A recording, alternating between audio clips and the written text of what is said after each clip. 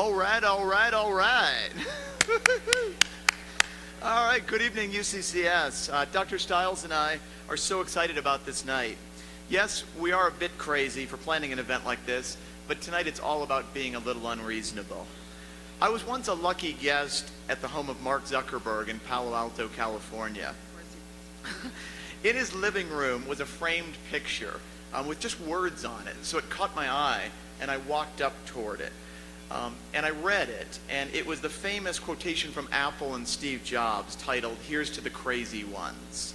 If you haven't seen it before, it's definitely worth a read. My favorite line is the last line. The people who are crazy enough to think they can change the world are the ones that do. That's right. It's Dr. Kwiatek. My name's Colleen Stiles, and the two of us are on the faculty of the Bachelor of Innovation degree. We are so glad to be here. You know, you could be crazy enough to change the world, but a long time ago there were people crazy enough to think they could educate innovators of all shapes and sizes and all majors and give them the skills to get on the court and know how to affect change. And that's what the vision of Terry Bolton, the Bachelor of Innovation, is all about. No matter what you believe in, no matter where you're from, no matter what you want to make a change in, the BI helps you do it. It's incredible. And you know, one of the people that's making a change that we are so pleased to have is Hillary Billings, our MC tonight. Hillary has taken a business, turned it into an LLC, and has been a very successful entrepreneur in her own right. She really epitomizes what innovation is, which is the transformation of ideas into impact. She's showing women that you can be strong, you can be powerful, and you know, you can be beautiful too. So with that, I'd like to introduce our MC tonight, Hillary Billings. Thank you. Good evening, UCCS. How are we doing this evening? Oh, come on, we can do better than that. How are we doing this evening?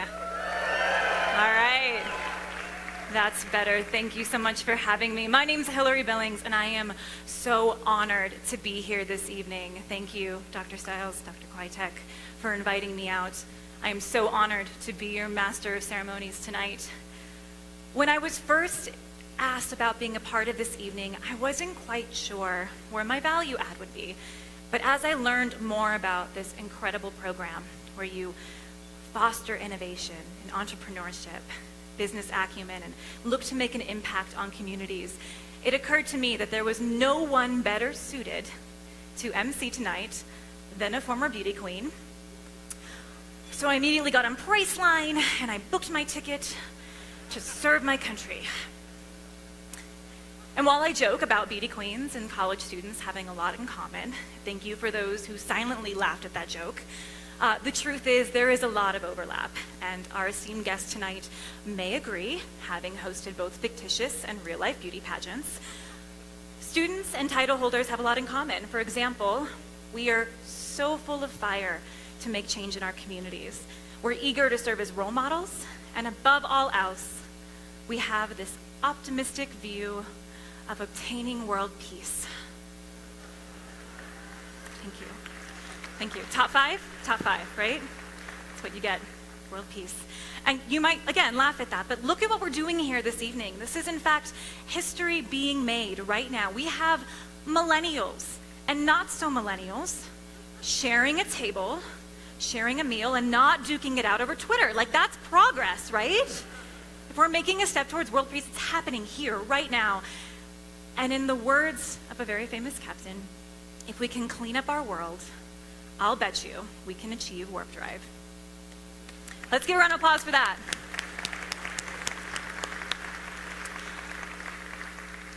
And really, there's no better time to be supporting innovation and entrepreneurship than right now, right? And I can't think of a better location to have a school like this and a program so dedicated to entrepreneurs than right here in colorful Colorado. And it's no question that we can expect the next great minds of our generation to be coming from this exact room right here. So thank you all for being a part of tonight's events and making that happen. Again, world peace, right? World peace.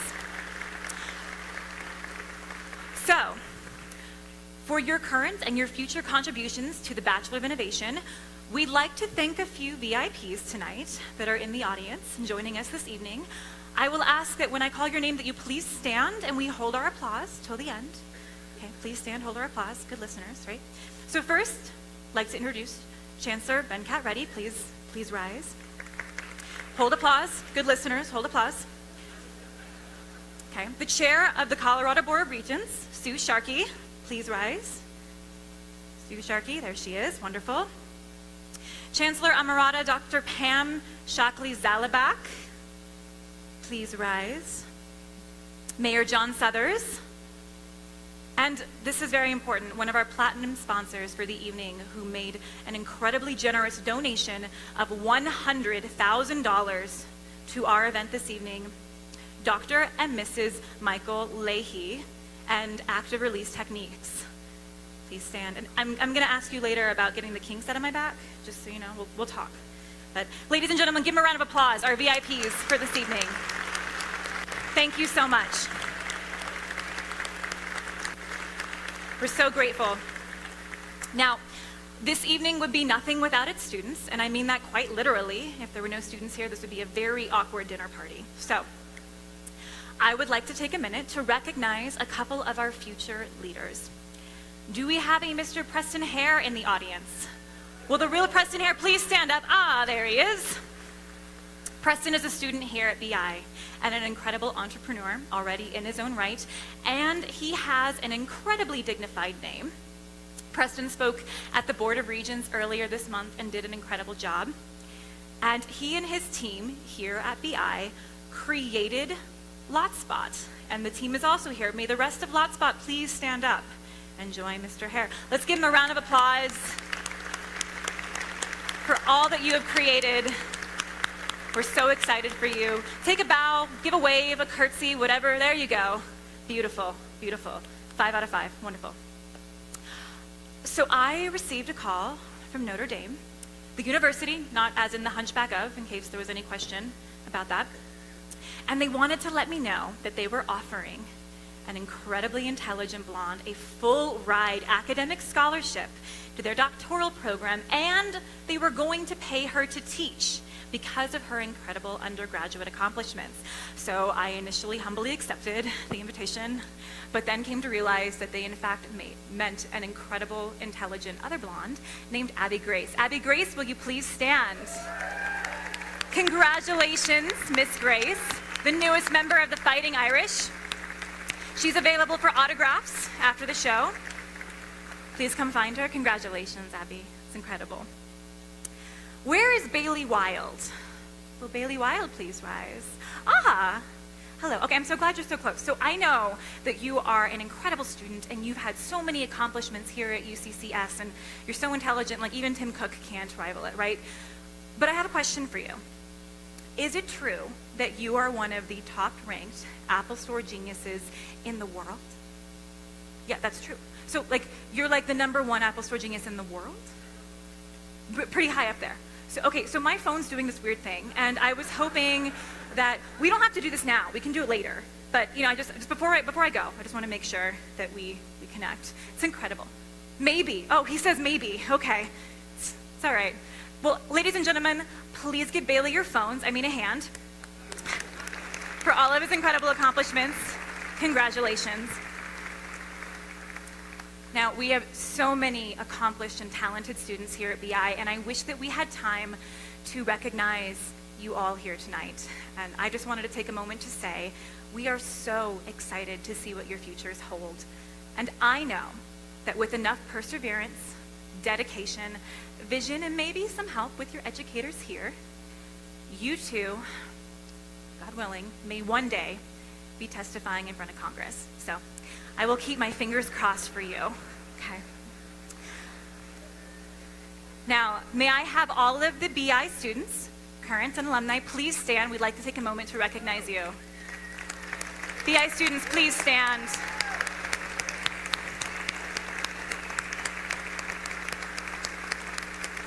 Our future leaders, ladies and gentlemen.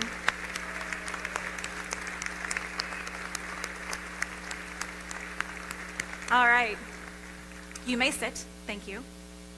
Very good job, everyone. Now, ladies and gentlemen, it is my honor to introduce to you the captain of the UCCS Enterprise, who will be introducing the captain of the USS Enterprise, Dr. Venkat Reddy. Now, he is our chancellor, and he has been a leader on this campus for decades. And besides his scholastic achievements, a little birdie from Hollywood has also told me that he and his wife are the premier Bollywood dancers in Colorado. You got to be careful what you post on the internet, Dr. Reddy. Like, that stuff gets out there. There's no holding it back.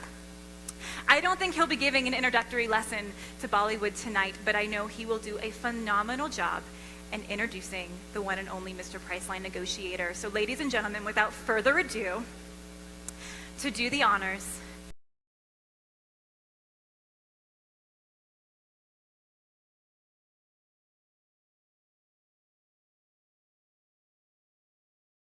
includes Mr. William Shatner.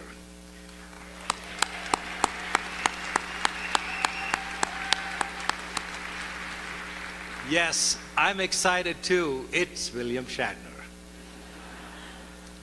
When I was growing up in India, I still remember vividly, one of my fondest memories was that once a week, I eagerly looked forward to watching a TV show that inspired me.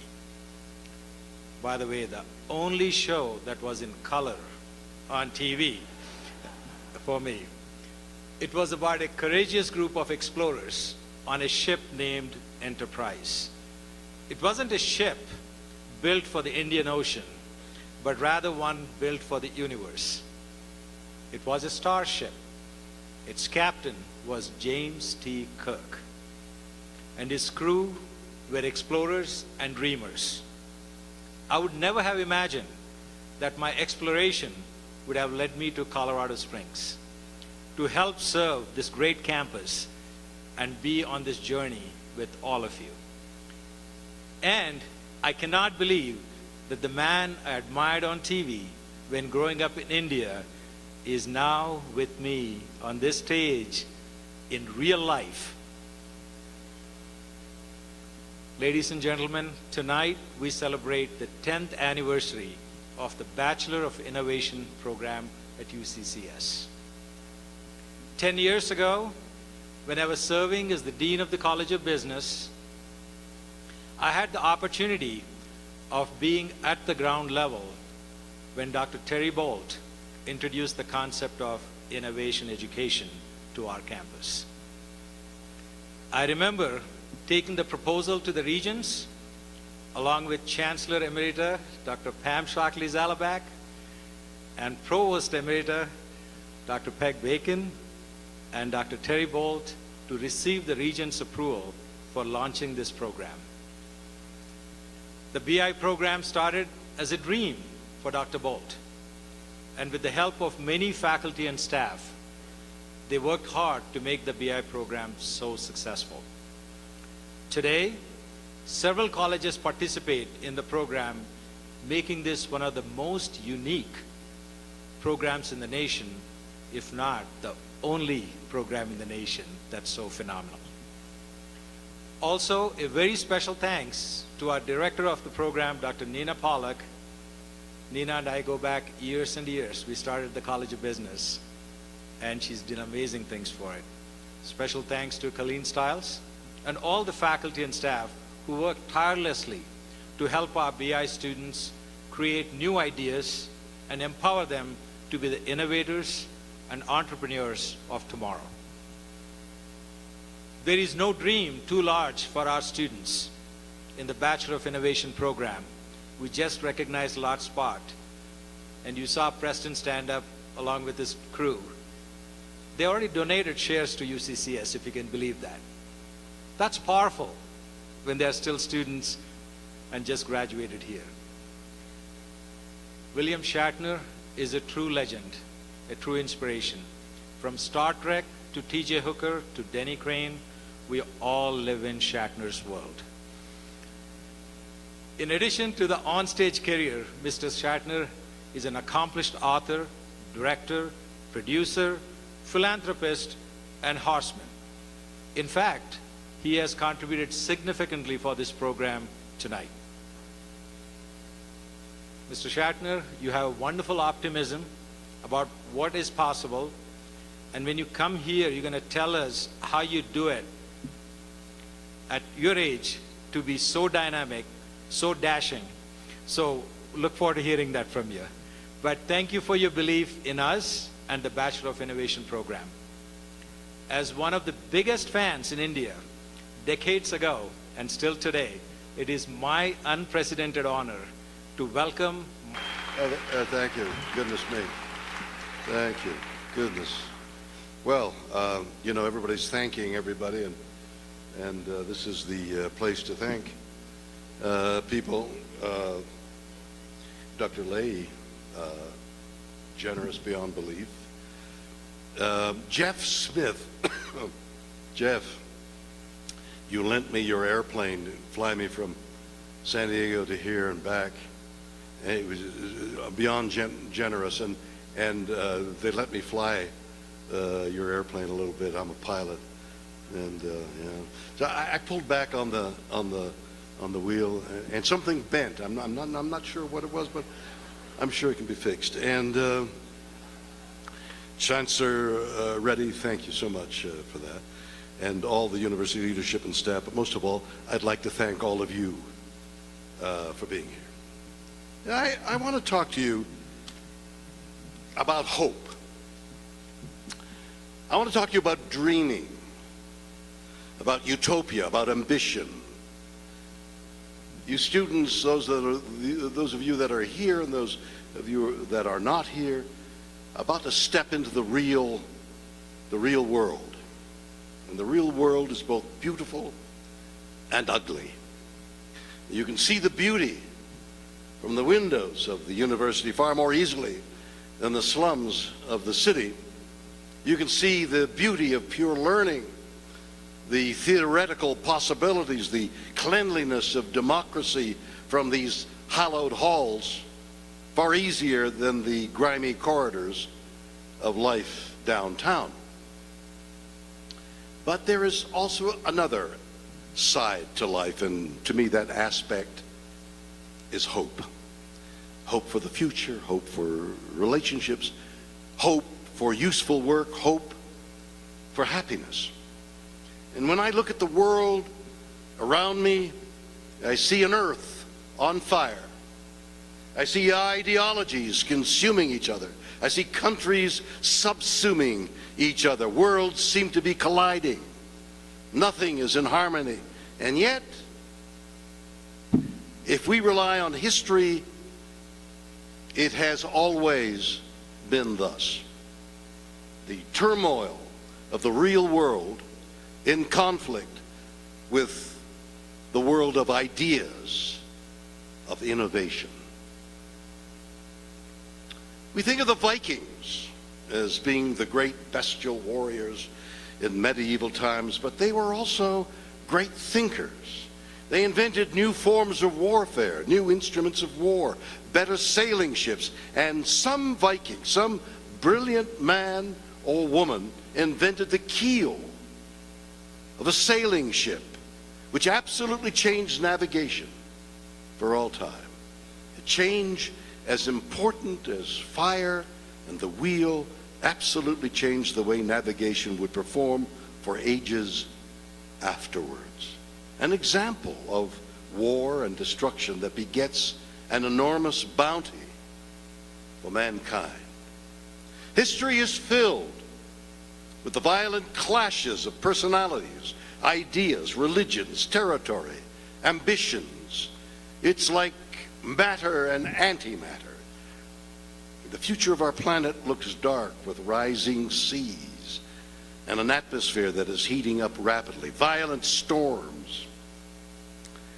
But if you students take your diploma and scroll it up tight and look through it as if it were a telescope and fixate on points of light, you might see something different. You might see hope. Last year, a scooter that uses fuel cell technology was introduced. Special liquids struck by high-energy sound waves produce tiny bubbles that rapidly expand and violently collapse, producing light. Using the temperature differences between surface water and the ocean's chilly depths generates electricity. Bacteria breaking down biomass produce hydrogen for use as fuel. Thermal conversion produces fuel with only a water as a byproduct. Wind and solar power are being used more and more extensively. Solar updraft towers. Sunshine heats the air. The convection causes a hot air updraft, causing a chimney effect. This turns turbines. The promise of the future for energy needs is enormous. And that promise holds without pollution. The only problem is to get there as quickly as possible. And that's up to some of you holding your diploma to your eye. It's a race between technology that is killing us and technology that will spare us. Precision agriculture, infrastructure inspection, aerial photography using small unmanned aircraft systems are a reality today. Think of what can be done tomorrow. In aircraft, larger planes with better engines, aerodynamics that are improving continuously. Laminar flow wings on airlines can enter service by 2030. Slender and flexible wings to reduce drag and weight. Space exploration, whether it will contain humans or not, is up for debate, but the exploration of strange new worlds is on the books and will take place. Not in my lifetime, but in yours. Well, maybe not yours, but some of you in here will see it. New and rare exotic weapons of defense and offense are taking place in research laboratories across the country. As a result of research programs, the next generation of combat aircraft is expected to be a system of systems. Stunning advances have been achieved in a wide range of advanced military technology which will win future wars in recent decades, and yet much of this progress will be dwarfed by wizardry likely to emerge in the coming decades. By mid-century, snipers will have made further strides. Elite forces will probably shoot guided bullets. The U.S. Defense Department has already begun work on a bullet called Exacto with fins that adjust its trajectory in midair. A laser aiming an invisible infrared beam will need to be able to pinpoint the target, but this kit will be mounted on aerostats and satellites to spy and guide missiles. Will make it harder for irregular forces to find sanctuary in mountainous terrain.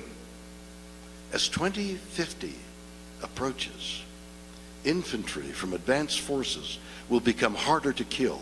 The ballistic vests and helmets worn today cover just about 19% of the body. More armor would be impractically heavy. But as gear lightens in the years ahead, elite soldiers will don more armor. Engineers at Moratex, a research institute in Lodz, Poland, are developing a non-Newtonian fluid that becomes viscous when struck and to stop a bullet. These shear thickening fluids are lighter and more bendable than the Kevlar and ceramic plates used today. Military robotics are already so good that Boeing and Northrop Grumman, two U.S. defense firms, are building unmanned fighter jets, respectively the X-45 and the X-47. By 2050, drones will range from stealthy spies resembling flying insects to dog-like resupply and attack models that can live off the land for months at a stretch, combusting leaves and wood for power. Manufacturing is on the verge of using 3D printing. Almost every industry, from food to chemicals, 3D printed parts are as good as those that are manufactured by conventional means, sometimes better. As a manufacturing technology, 3D printing established its foothold with polymers, which the aircraft industry has been able to use for rapid prototyping and some flyable, low-strength parts. First, industry must convince itself that 3D printed parts are as good as those manufactured by conventional means, preferably better. And this is happening. Spacecraft with additively manufactured parts are already operational, and Silicon Valley startups made in space is pursuing the potential for 3D printing in space itself to manufacture spacecraft structures such as reflectors, trusses, and optical fibers for terrestrial communication. Wearable technology, head-mounted gear to eye displays. Avionics are going through a revolution. Driverless car technology is a viable alternative to road transportation. The shapes of cars and airplanes, of all the things we think of as being set, is in the process of changing. Change surrounds us like an atmosphere.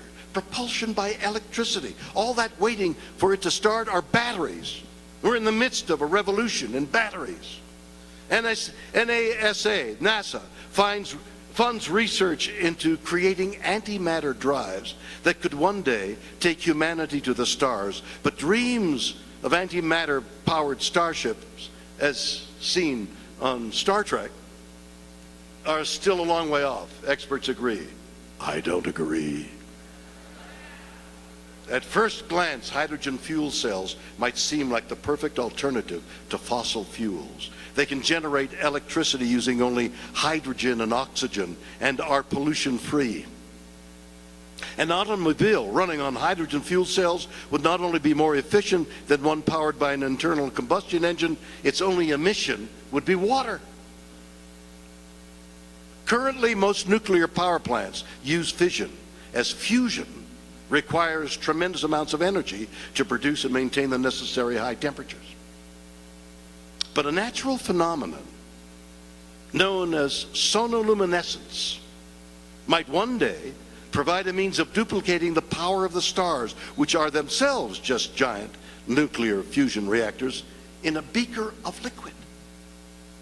Sonoluminescence refers to the flash of light produced when special liquids are struck by high-energy sound waves. The sound waves rip through the liquid, produce tiny bubbles that rapidly expand and then violently collapse. Light is produced in the process, but more importantly, the insides of the imploding bubbles reach extremely high temperatures and pressure, enough, some scientists speculate, for nuclear fusion to occur. Major efforts are underway to find new ways to making coal burn cleaner and to recover waste coal, a formerly unusable byproduct of coal mining. The combination of solar and storage is likely to help redefine energy markets around the world. It will add a new competitor in the local market and facilitate even more solar PV and wind power. Filter systems that will help us get rid of the sludge, plastics, of the filth that we've laid upon the earth for generations. We're inventing things in technology that will help with toxins, but also we are discovering that nature itself will help us with bacteria. All this technology means present-day jobs are threatened. At many universities across the country, students will be graduating with skills for jobs that may no longer exist in the future. What we don't want are coal miners of the future. What's the solution? Perhaps it's the arts, the humanities, the socialization, the interaction of one human being to another. How are we going to live? What areas of the land do we settle? Plans are being made right now for the building of high-rise cities, buildings that can reach the sky, that can house us, non-polluting vehicles that can take us from one area of the city to the other. How are we going to be educated in the future? One-on-one instructors, homeschooling, the use of computers. It's happening as we speak. Change surrounds us. We're enclosed in a writhing envelope of change. The students getting the bum rush out of the cloistered halls into the cluttered corridors of life need to be on the tips of their toes. You've got to be ready for change. You got to be ready to seek opportunity where it exists, not where you wish it to be. So yes, the world can be unfriendly. The world can be opposed to young people surging through the markets of the world, looking for opportunity, looking to work cheaper, work better, work with more energy, more enthusiasm. And the inertia of society tries to slow you down. And it's a struggle. Inertia of society and the madcap enthusiasm of youth. The one thing that doesn't seem to change, or at least moves with tectonic slowness, is human nature. And that's the final frontier. Human nature needs to change. The population of the earth is expanding. In fact, has expanded to the degree that living space, food, medicine, energy are approaching their limits. These limits are set by the number of people on earth and their insatiable desire for more, especially more people. We need to breed less. We need to consume foods that take less energy to grow. The coming revolution will be in what we eat and how we manufacture it. Clouds of methane emanating from a cow's behind cannot be our future. We must stop global warming, or at least slow it down. So much needs to be innovated. And it all starts with our basic nature. Can we change? Will we change? It's not even a question. We must. Given enough time, adaptation would take care of all this. Adaptation can take place on a very quick scale, given our knowledge of life forms that have evolved to meet changing environments, but we don't have the time. This requires the frontal lobes of our brain to reign over our impulses. Yes, we must reign in our parade of impulses. And we have the ability to do so. The future of human relationships will change. Marriage is being delayed, if at all. Children are being raised by single parents. Where does the government fit into all this? If the government is involved, they make requests, which is intrusion into our personal lives. How much of that intrusion will we accept? How much are we willing to stand on our own 2 feet? The hardest change of all, the change we need to make, is human nature. Our minds are geared for fight or flight. We still have the prehistoric needs to be clannish, territorial, and warlike. We still desire to breed as often as possible, to have cheap labor. All this guarantees us zero future. In order to survive our changing world, mankind needs to change. We need to adapt to the fomenting changes around us. 7 billion people right now going to who knows what, 10, 12 billion. The planet can't support that. What do? War? We can't make war anymore. The planet can't support that. I've got my space, this is mine, you can't come in.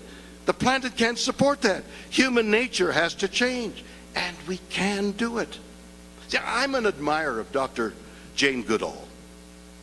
I visited with her not so long ago, and what an extraordinary character she is. Part of what I'm saying today, the need to be flexible, the ability to change with the changing times, she's a perfect example of adaptability. As you may know, Dr. Goodall has made monumental discoveries about chimpanzees and their nature.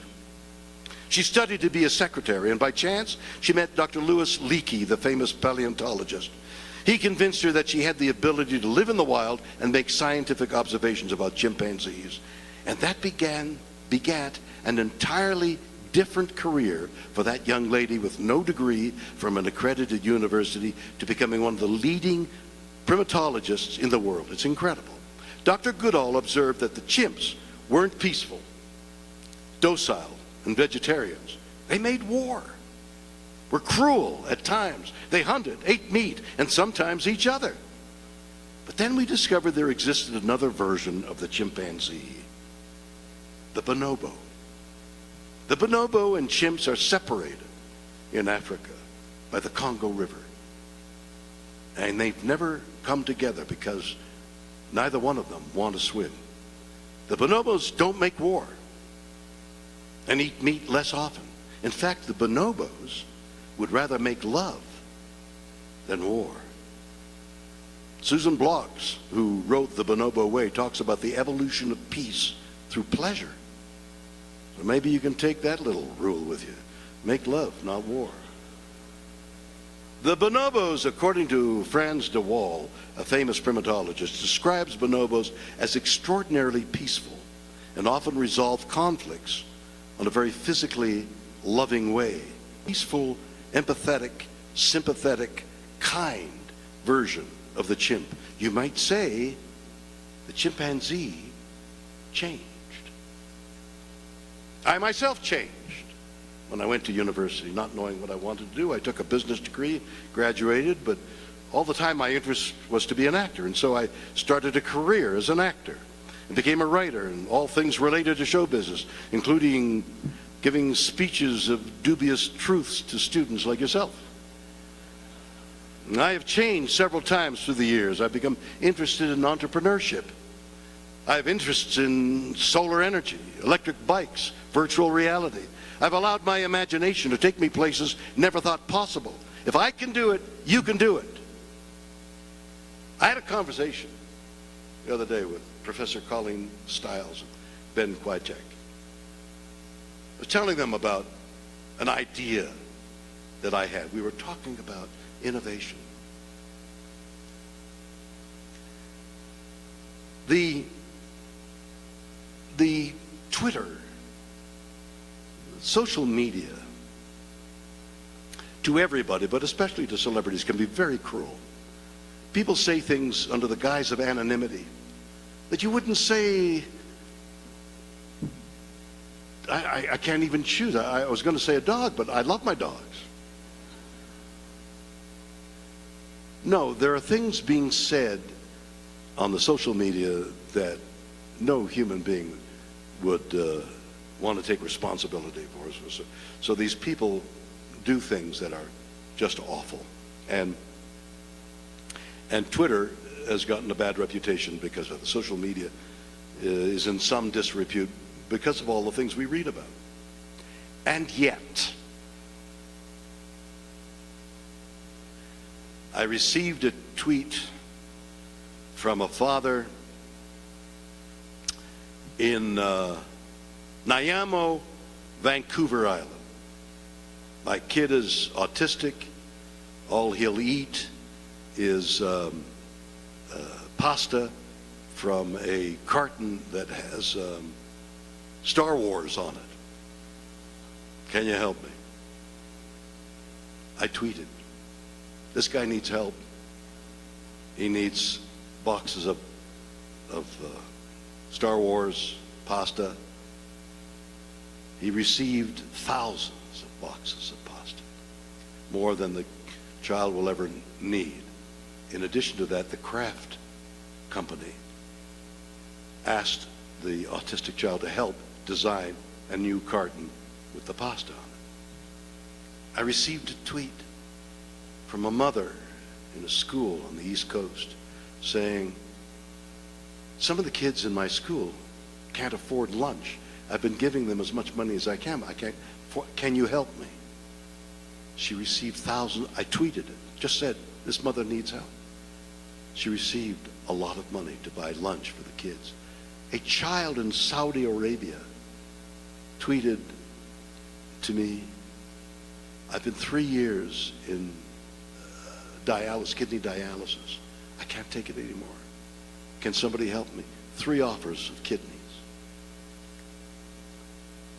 A child from England comes to this country for treatment for cancer under a 6-month visa. The 6-month visa is over, his treatments aren't over. He's going to be deported out of the country. She asked for help. I called a senator I know. He helped arrange that the child could stay and finish the treatment. I was shooting film in South Africa.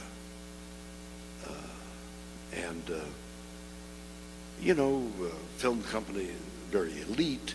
They go around in limos, and there are these shanty towns surrounding the major cities in South Africa. They go on for many, many square miles. Poverty, the likes of which we never see here. Even the worst cases are not like what's there. And on the way to some some film location. I asked the driver to drive into one of the shanty towns. He says, "You don't want to go in there." I said, "No, I want to go see that." And he drove me in. And as I drove in, I had this feeling of peacefulness and equanimity. And there were mothers playing with their babies, and fathers playing soccer with their sons, and children going to school, and no graffiti, and just a large sign saying, "Say no to drugs." And I said, "I feel this sense of peacefulness. What am I feeling here?" And the driver said, "You're feeling Ubuntu. It means your humanity." And I took that Ubuntu thought of humanity and these many tweets for help that resulted in aid. And it occurred to me that there are many more good people on the social media than there are bad people. And those good people need to be harnessed. They need to be enveloped. They need to be told, here's what we can do. Here's how we can raise the neighbor's barn. So I've started the Ubuntu Discovery Project.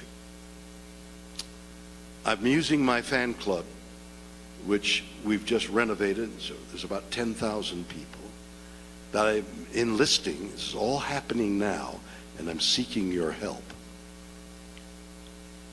And using them as discoverers. Where is there a need in your community? Who needs 4 tires on their truck because they can't afford them? Do a little digging. Find somebody in need. Let's tweet that need. And Colorado Springs needs. People in Colorado Springs, there's a guy who does, and harness the goodwill that I feel is in the social media. How to do that using the fan club and other people, I'm not quite sure of the mechanism. I need bright innovators to grasp that idea and help me make it a reality. I throw that out to you. Innovators. There lies just beyond our fingertips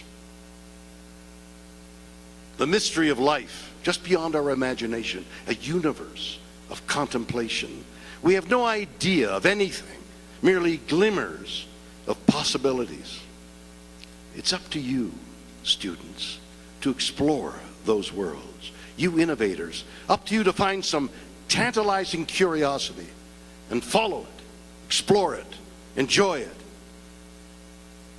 It might take you to worlds you never dreamed of. Thank you.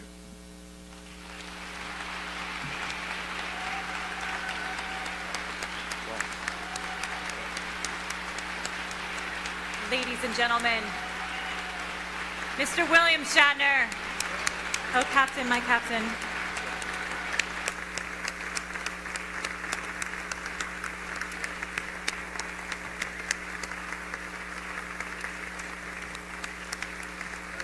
Yes. Please have a seat, sir. I did a little research leading up to this, and I found that Mr. Shatner has had over 250 acting credits to his name on IMDb, over 400 television appearances as himself. He's written over 30 books, and in case we weren't feeling underaccomplished enough, he's also composed 7 albums, including 1 double album, if I'm correct. It's incredible. Students here, you have no reason to ever complain about your curriculum again, right? It's an incredible feat. We are so grateful to have you here. Thank you, sir. Ah, Captain, my Captain. Ladies and gentlemen, hello. Okay. Thank you. Are we at the Oscars?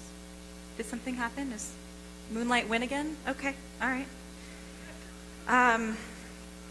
Okay, may I have the founder of the Bachelor of Innovation please come to the stage, Dr. Terry Bolt. Give him a round of applause.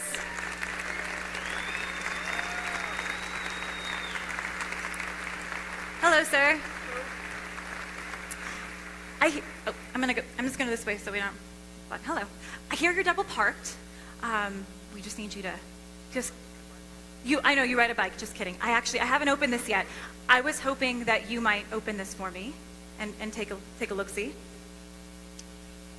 Oh yeah, so UCCS hereby awards William Shatner with its first ever BI Bold Award. This custom award is actually an amazing work of art. Renowned New York artist Mr. Steve Rogers designed and made these sculptures for us to give out this evening. Unfortunately, Mr. Stevens couldn't be here this evening, but he sent us a video from Brooklyn where he's currently preparing for a major art show next week. So I guess Let's take a look. Video. Screens to your left, to your right. Hello, Colorado Springs. It's Roger Stevens from Brooklyn, New York. I'm sorry I can't be with all of you tonight, but I'm delighted to be part of the 10th anniversary celebration for the Bachelor of Innovation program at the University of Colorado, Colorado Springs. I'm excited that my sculptures are on your stage tonight. I hope you enjoy them. Ever since Thomas Edison, the light bulb has been a symbol of invention and innovation. Thanks to everyone, including the students in Colorado Springs, for your innovative work. The Bachelor of Innovation is truly a beacon of light. I also wanted to send a personal hello to Mr. William Shatner, Ms. Hillary Billings, Dr. Reddy, Dr. Bolt, Dr. Pollock, and my good friend, Dr. Benjamin Kwiatek. Hello, Ben. Enjoy the rest of your evening in beautiful Colorado, and I hope to see you in the future. Good night from New York. Round of applause. Dr. Bolt, Mr. Shatner, will you please join us? Will you present this? Mr. Shatner, do you accept this rose?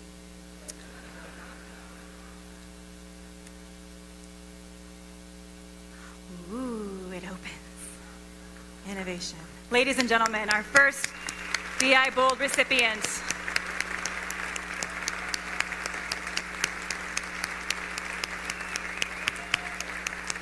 Thank you. Is this called the BI Award? The BI. I'm a total heterosexual. The first of the awards. We'll now look back on this and say, what was it? It's a light bulb indicating knowledge. Thank you very much. Thank you, Mr. Shatner. We're going to have you get... All right, ladies and gentlemen, this has been such an incredible evening, and we are so grateful to have all of you here. Again, thank you to all of our guests, to all of our sponsors. I see you coming back. You do not get to make me turn into Steve Harvey. We're not doing this, okay? He accepted the award. He already took the award. He did his walk. He won. Okay. All right. May I have Dr. Pollock to the stage? Dr. Pollock, please join us. We're going to do this like the Oscars. Dr. Pollock is the program executive for the Bachelor of Innovation and will be retiring at the end of the semester. Keep a round of applause going, Dr. Pollock. She makes her way. It's a long walk. It's a long walk.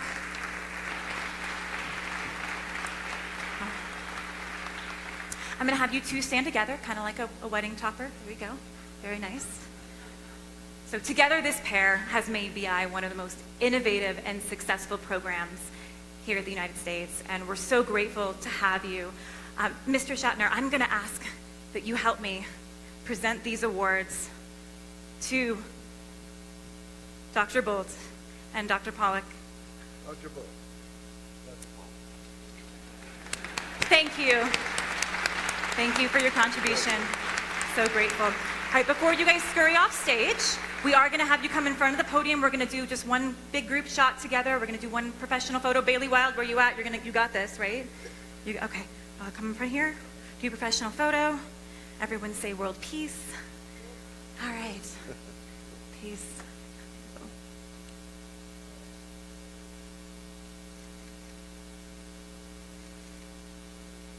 You got it? All right.